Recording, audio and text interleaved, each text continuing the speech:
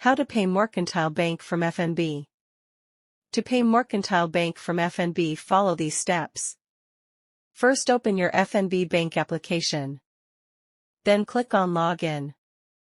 Then log in using your username and password. Then click on Pay option. Then click on Pay option again. Then click on Once Off Payment. Then click on Specify Recipient Details. Then click on Enter Branch Code. Then enter your 6-digit bank branch code.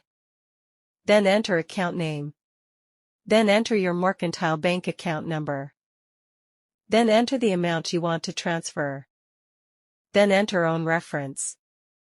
Then enter recipient reference. Then click on Send Proof of Payment. Then click on Confirm. And your pay from FNB Bank to Mercantile Bank will be completed. Thanks for watching.